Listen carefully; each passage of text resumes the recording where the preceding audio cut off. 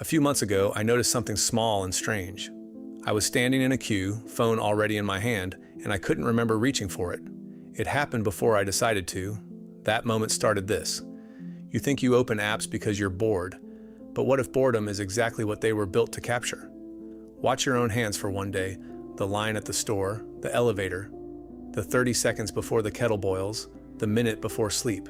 In almost every one of those gaps, the phone appears. You didn't decide to reach for it. It just happened. This video is about why. Here's the story we usually tell ourselves. Apps are entertainment. We get bored, we open something fun, we feel better. That story is not wrong, but it's the surface. Underneath it is a quieter mechanism. Your boredom is not just a feeling you escape. For some of the largest companies on Earth, it's an opening. And empty time, the time boredom makes you want to fill, has quietly become one of the most valuable resources in the modern economy. Let me show you how. First, what is boredom really? It isn't laziness. Psychologists who study it define boredom as the uncomfortable feeling of wanting to engage your mind, but being unable to. You want something. You just can't find it. One leading researcher puts it simply, boredom is a state of wanting, not of apathy. It's an alarm. It's your mind telling you that this moment isn't holding you, and you should go find something that does. For most of human history, that alarm sent people toward each other, toward work, toward daydreaming, toward the world. Now it sends most of us to the same place, a glowing rectangle. And there's a reason for that. The phone is the lowest effort answer to boredom ever invented. Boredom is uncomfortable, and the phone is right there. It asks nothing of you. No setup, no effort, no risk. At the slightest hint of tedium, you can pull out instant stimulation. So over time, something happens. The discomfort of an empty moment gets paired with the act of reaching for the phone, again and again, until it stops being a choice. Researchers who study habits estimate that nearly half of what we do every day is automatic, triggered by context, not decision. The cue, the sofa, the waking up, these become cues, and the cue fires the habit before you're even aware of being bored.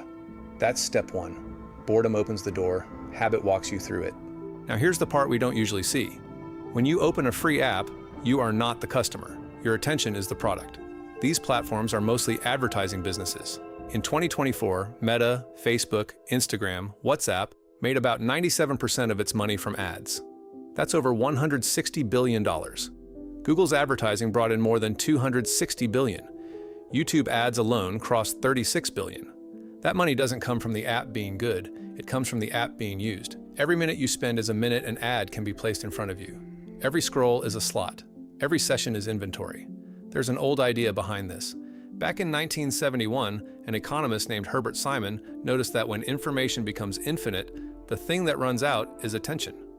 A wealth of information, he wrote, creates a poverty of attention. He was describing the future without knowing it. In a world drowning in content, your attention is the scarce resource, and whoever captures the most of it wins. So now think about your boredom again. Those small empty moments used to be invisible to business. Nobody could sell the 30 seconds you spent waiting for an elevator. That time was just gone. Dead air. The smartphone changed that. It reached into every gap in your day and made it addressable. Google even has a name for this when it talks to advertisers. It calls them micro moments, hundreds of tiny windows a day where a brand can reach you.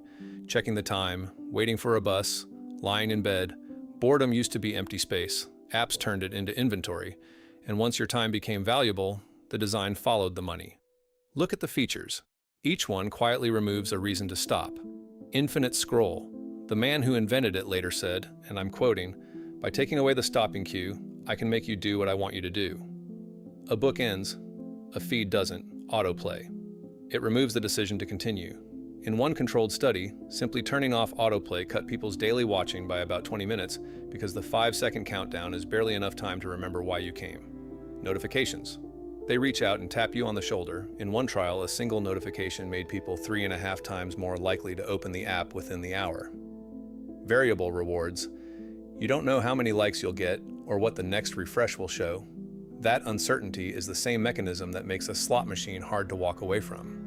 One former tech designer called the phone a slot machine in your pocket. The first time I read that line, I turned off every notification on my phone for a week. What I missed was almost nothing. What didn't change was the number of times I still reached for it out of habit, for a screen that had nothing new to show. And recommendations. The feed is ranked to keep you watching. Over a decade ago, YouTube openly tuned its system to maximize watch time. In its own words, less clicking, more watching. None of these features have to be evil to work. The algorithm doesn't hate you. It's just optimizing a number. And that number is your time. Here's the twist that makes all of this stranger. Scrolling often doesn't even cure the boredom. Researchers ran 7 experiments over 1,000 people. They had some participants watch videos straight through and others switch and skip freely, the way we actually do. The switchers ended up more bored, less satisfied, less engaged. We believe the next video will be the one, so we skip, and the skipping is what kills it. Constant switching keeps you from ever sinking into anything, which is the exact thing that would have made you feel engaged. So we reach for the phone to escape boredom. And sometimes the phone hands the boredom back, a little heavier than before, and then we reach again. Now I want to be careful here, because this is where these conversations usually go off the rails. I'm not going to tell you that phones are destroying everyone's brain. That's not what the evidence says. Phone addiction isn't even a recognized medical diagnosis. Most people who use their phones a lot are not addicted in any clinical sense. The research on screens and well-being is genuinely mixed, and the average effects are often small. And apps give us real things: connection, learning, community. People who feel alone find others. None of that is fake. So this isn't a story about evil companies and helpless victims. It's a story about incentives. When a business makes money from your attention, it will get very, very good at capturing it. And the easiest way in is the small, restless, uncomfortable moment we call boredom. What's quietly at stake isn't your sanity. It's smaller and stranger than that. It's your tolerance for an empty moment. Your ability to wait, to be unstimulated, to let your mind drift, which is, by the way, when some of our best thinking and most creative ideas actually happen. Boredom was never just a problem to delete, it's a signal. It nudges us toward meaning, toward new goals, toward making something. If we fill every gap the instant it appears, we never hear what the signal was trying to say. So maybe boredom was never the problem. Maybe boredom was just the last quiet place, the last few seconds of your day that no one had figured out how to sell yet. And then someone did. Apps did not destroy boredom, they turned it into a market. I still reach for my phone in empty moments. I probably always will. But knowing the machinery changes something small. Not the reach itself, just the honesty about what's pulling on the other end. The next time you feel that small, restless pull in an empty moment, you don't have to fight it. Just notice it. Notice that the urge is real, the design is deliberate, and the choice, in that 1 second before you reach, is still yours.